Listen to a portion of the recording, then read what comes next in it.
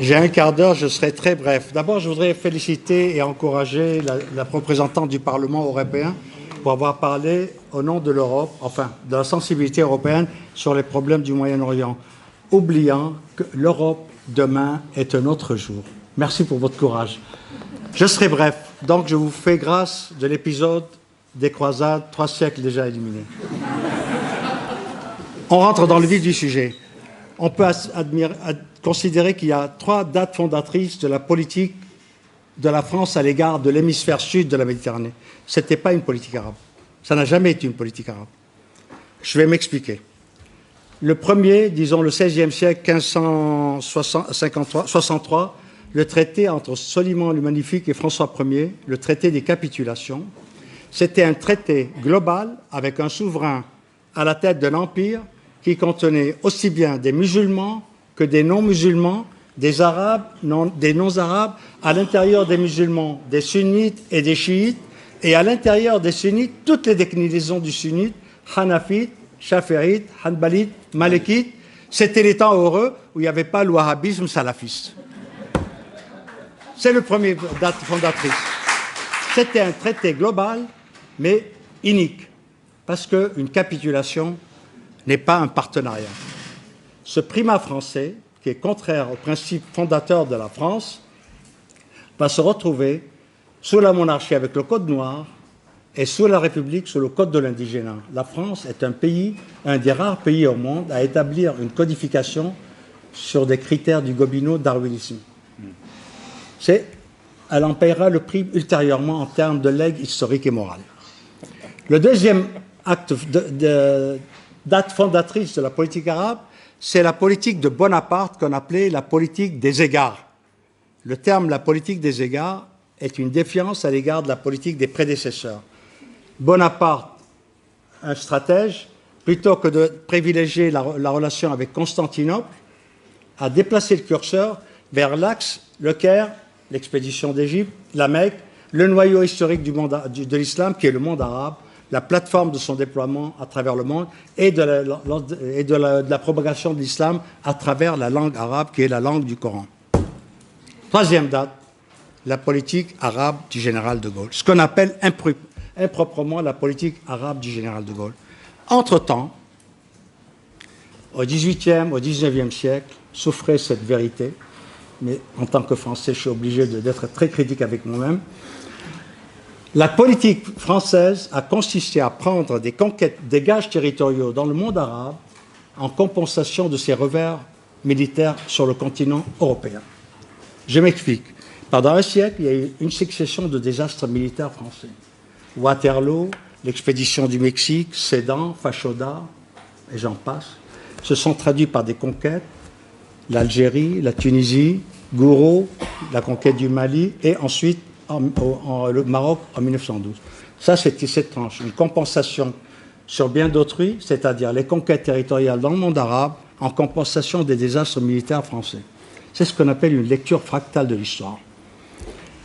Et durant la première moitié du XXe siècle, la politique arabe de la France a consisté par 2 fois à réprimer massivement les Arabes et les Africains pour leur titre de contribution, à leur titre de gratitude pour leur contribution à l'effort de guerre arabe et africain à la libération de la France. 14-18, ce sont des archives officielles qui ont été déjà publiées dans un de mes livres. Il y a eu 500 000 Arabes et Africains, chrétiens et musulmans, qui ont combattu aux côtés de la France, dont 53 000 morts. À ce titre, Verdun est une victoire française et aussi une victoire arabe et africaine et musulmane. En échange, la France a amputé la Syrie du district d'Alexandrette pour l'offrir à son ennemi de la Première Guerre mondiale, la Turquie, qui, en guise de prime, au massacre des Arméniens, elle, la France, qui est la protectrice des chrétiens d'Orient. Je fais des raccourcis parce que je n'ai pas beaucoup de temps. Durant la Deuxième Guerre mondiale, il y a eu 400 000 Arabes et Africains qui ont combattu aux côtés de la France pour libérer, eux qui étaient colonisés, ils libéraient leurs colonisateurs du joug de leurs vainqueurs. Et en échange, la France, pour témoigner de sa gratitude, a fait Sétif et puis l'expédition de Suez. De Gaulle est arrivé en 1967, la politique, ce qu'on appelle faussement la politique arabe de la France, ça a été une politique d'ouverture. à l'ensemble de la rive sud de la Méditerranée, puisqu'elle impliquait aussi bien la Turquie, qui était membre de l'OTAN, que l'Iran. Tout le monde se souvient qu'il y avait un accord Eurodif dans la décennie 80, c'est-à-dire de la coopération nucléaire avec l'Iran chiite. Mais à l'époque, les chiites étaient de bonne compagnie parce que c'était des pro-occidentaux. Vous savez, un chiite, Nasser était mauvais parce qu'il était anti-occidental et patriote. Maintenant, l'Arabie saoudite est bonne parce qu'elle est pro-occidentale. C'est des variations saisonnières. Donc, il y avait une bonne relation avec l'Iran, l'Eurodif, et tout le monde se souvient que Jacques Chaban-Delbas, à l'époque Premier ministre, avait assisté aux festivités de Persépolis. Donc, il y avait de bonnes relations avec les chiites, monarchie, avec les sunnites. Vous avez les accords, le contrat du siècle avec Kadhafi, les 105 Mirages, qui était une république sunnite. Il y avait avec l'Irak les marchés du siècle.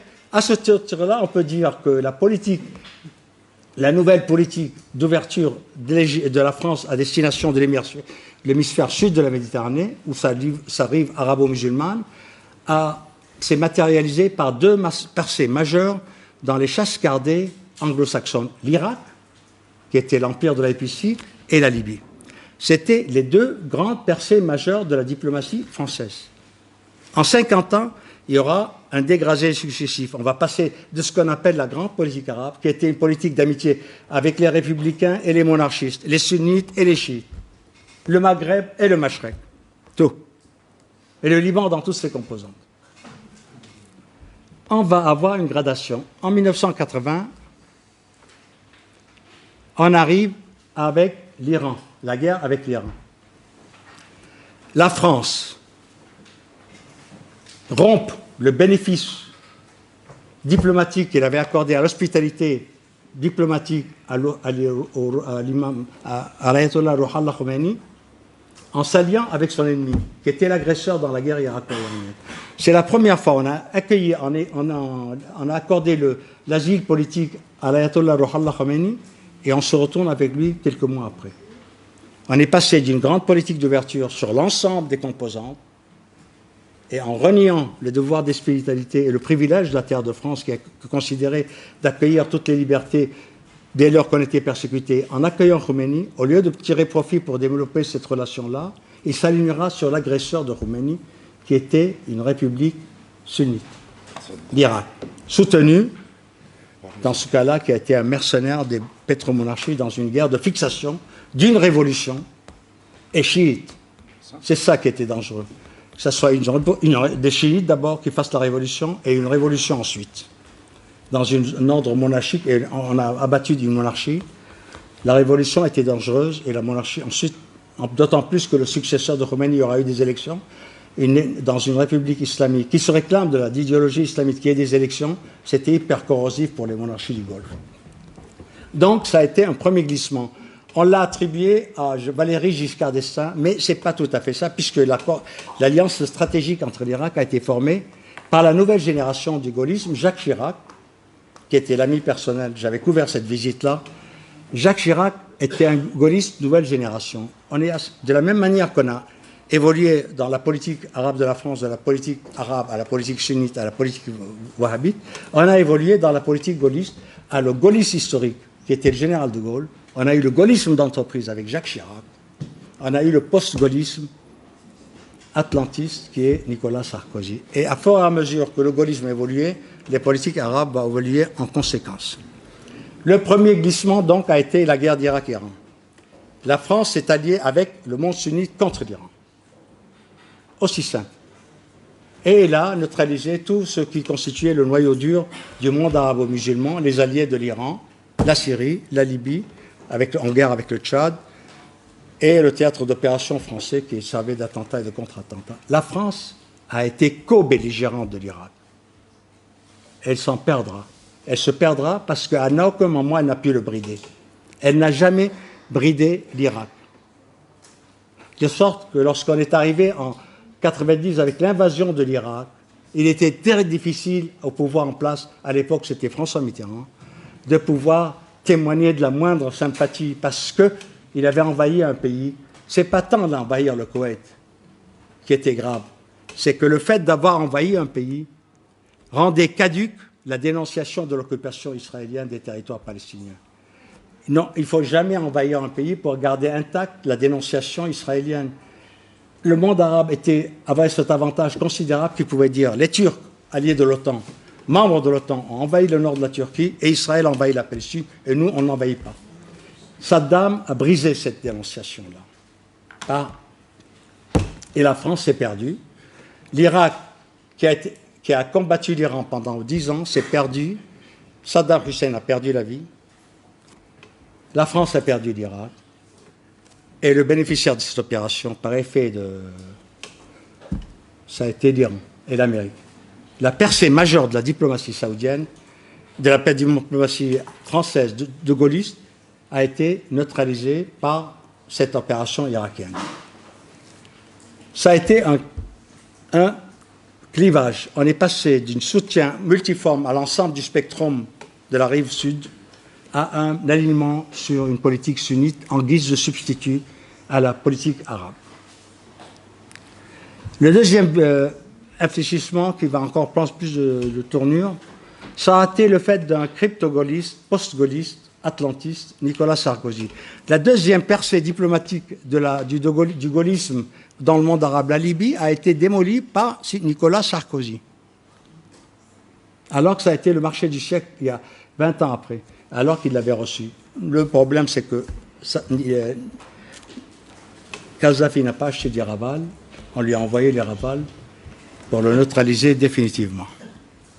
C'était ça le problème. Ça a été les deux percées majeures. Il y a eu un infléchissement à partir de Sarkozy. Hollande l'a accentué. De la même manière que Bonaparte a déplacé le curseur, Hollande a déplacé le curseur dans un sens encore plus rétrograde. Plutôt que de choisir le Crésus du Qatar, le petit wahhabite, il a fait l'option de grand saut vers le grand wahhabite. C'est plus simple. On a été à cette situation-là.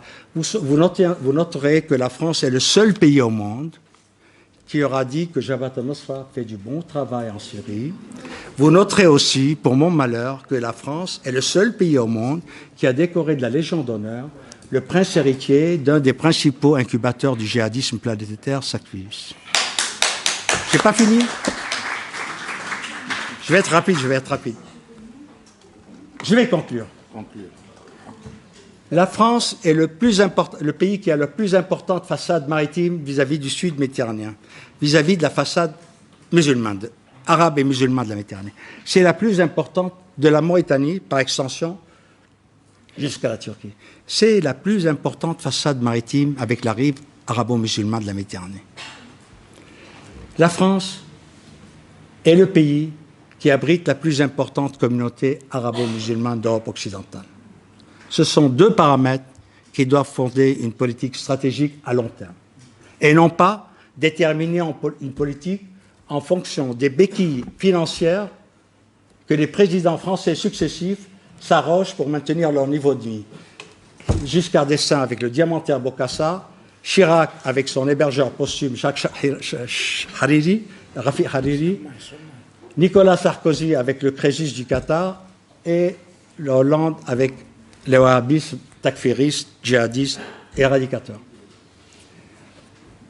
La France, l'honneur de la France, commande non pas de chercher la balkanisation du monde arabe, comme elle cherche à le faire actuellement avec la Syrie et le rédentisme kurde. L'honneur de la France commande de ne pas jouer la balkanisation du monde arabe, mais de favoriser l'unité arabe en même temps que l'unité européenne, pour qu'il y ait deux seuils critiques qui fassent effet de masse pour établir non pas un traité de capitulation, mais un traité de partenariat. C'est l'honneur de la France qui le commande, premièrement. Deuxièmement, l'honneur de la France commande de favoriser non pas l'avènement d'un État croupion, mais d'un État et de la restauration des droits nationaux légitimes du peuple palestinien, parce que tant qu'il n'y aura pas cette satisfaction, tant qu'on n'aura pas gommé cette satisfaction sur bien d'autrui, une injustice triangulaire, il n'y aura pas de sérénité, ni sur les deux rives de la Méditerranée, ni sur les relations transméditerranéennes, ni sur les relations entre l'islam et l'Occident. Wassalamu alaikum.